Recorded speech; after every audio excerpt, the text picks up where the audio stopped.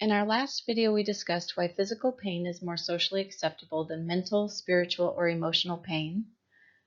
We discussed the labor of pain and the processing of it, what it means to hold pain for both yourself and others, and we introduced the misleading idea of mind over matter. In this video, we're going to discuss spiritual bypassing and what that means, as well as further explore the concept of mind over matter. Spiritual bypassing, as defined in the 80s by John Wellwood, who was a Buddhist teacher and a psychotherapist, is a tendency to use spiritual ideas and practices to sidestep or avoid facing unresolved emotional issues, psychological wounds, and unfinished developmental tasks. Basically, it's a conscious defense mechanism. It seems better than our subconscious defense mechanisms, but its purpose is still the same: to conceal vulnerability. So we hide our weakness behind light practices like changing our minds or our thoughts, affirmations, meditation, yoga, qigong, motivational speeches, and it shields us from our truth. It disconnects us from our feeling, and it avoids the whole purpose of the experience of physical pain and emotional pain and what lies beneath it. There is wisdom beneath your wound. We participate in these practices because we love light. It's warm, inviting, comfortable, and attractive. However, if we want to light up ourselves, we actually must be willing to endure the burn. And it's the heat that scares us. So to distance ourselves from the flames, we immerse ourselves in practice versus application, movement versus feeling, and belief versus faith. The use of mind over matter in personal development is so subtle that we don't even know we're checking out because we believe we are really checking in. This causes issues, as Carl Jung put it.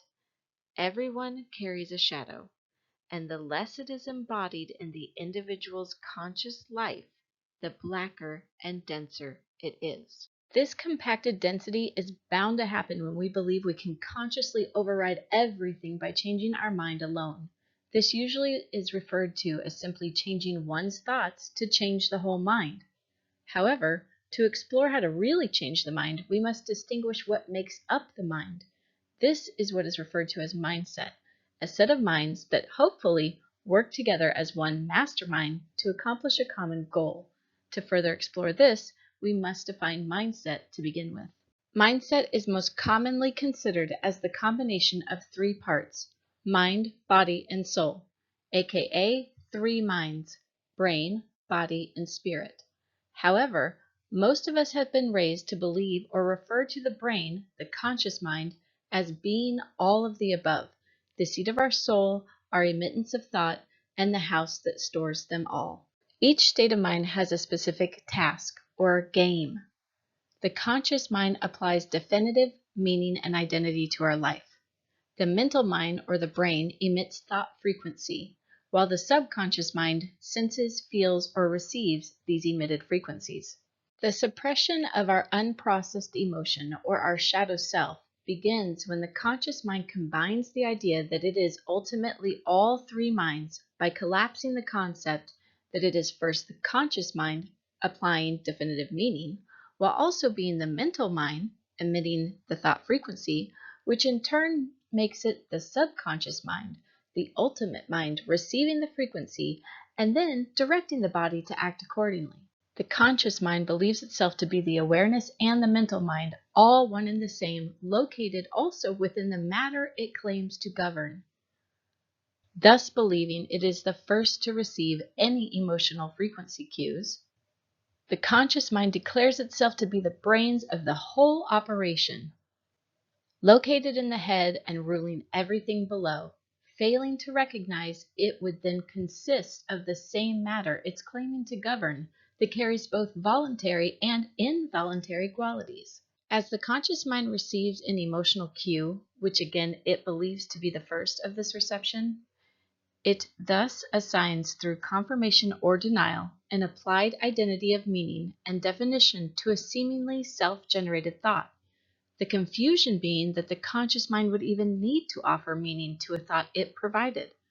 This can trigger an internal looping debate between the minds to which the conscious mind cannot escape nor see, since it has yet to truly validate the existence of its would-be allies turned adversaries.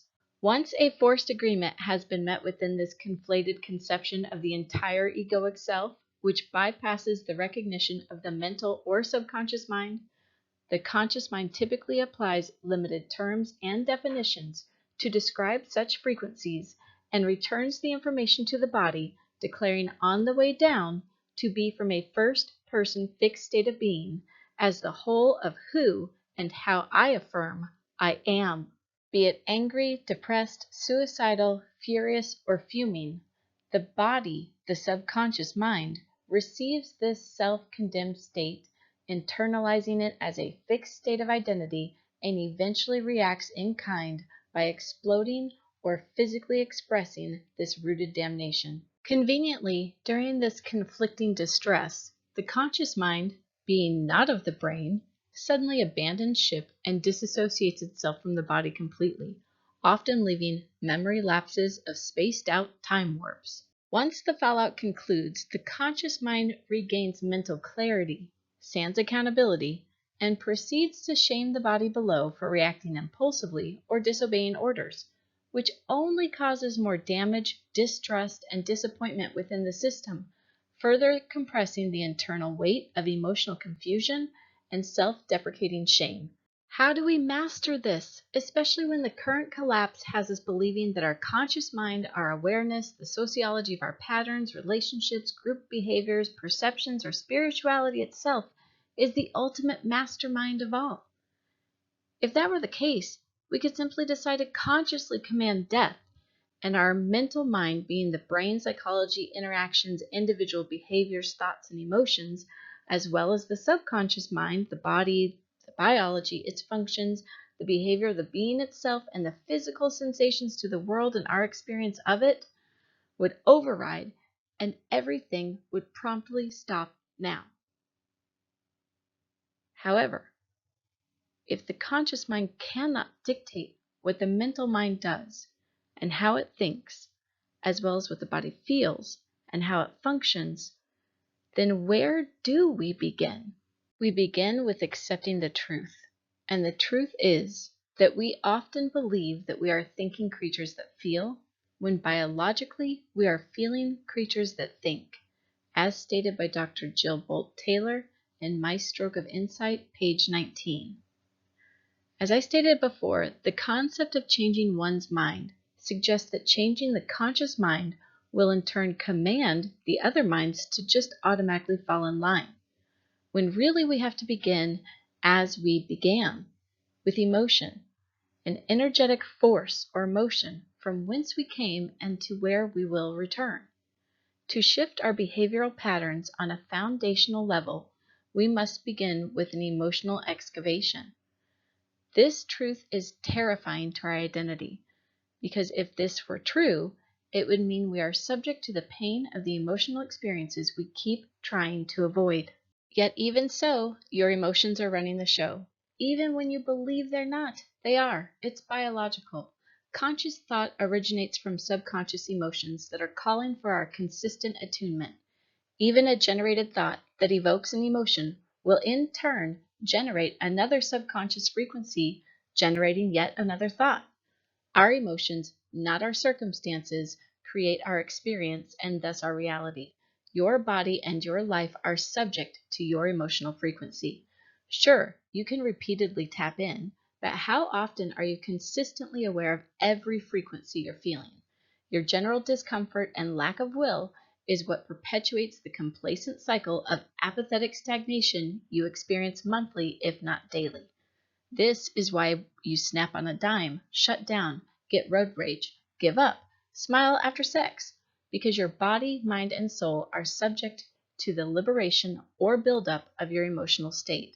This trauma meaning burden of unprocessed emotional buildup, will eventually form an easily agitated pressure point like a button inside your system, regardless of all of the coping strategies or mental gymnastics you perform.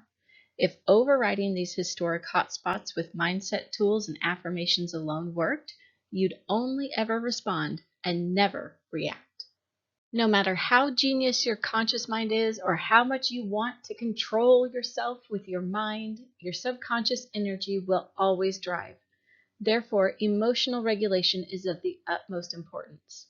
So why does the subconscious hide this vulnerability of emotional information from our personal view and allow us to buy into the mind over matter version instead? Because you matter. Because you're of matter. Your body is the matter, the home to the soul consciousness here on earth, and protecting the body from pain, death, paralysis of any kind is the most important thing to the soul. Whether it be from subconscious dodging of events or the conscious spiritual bypassing, your soul's invested contract agreed to protect you at all cost. To ensure this, it will call upon as needed for the subconscious mind to override in order to protect you from real or perceived fears, regardless of the meanings and the decisions your conscious mind chooses.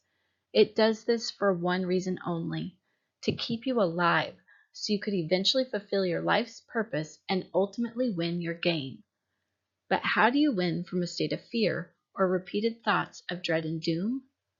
You accept the truth, the matter over mind default, and consciously adjust accordingly. On this earth, the existence of our emotional essence is birthed into a body. It is our biology that first functions without us having to respond or demand that it does. It is the behavior of our being, the way that our senses respond, and our physical body that first adapts. From there, we learn to move into our mental mind, or our own personal psychology, where we can begin to think of our personal interactions, individual behaviors, and comprehend our own thoughts, emotion, and personality. Lastly, we begin to wake to our conscious mind and our own awareness when reflecting on the sociology of human relationships, group behaviors, or even the perception of others. As we continue to view and contemplate from this larger scale, a new mind is birthed, one that is aware of this awareness and the awareness of that awareness.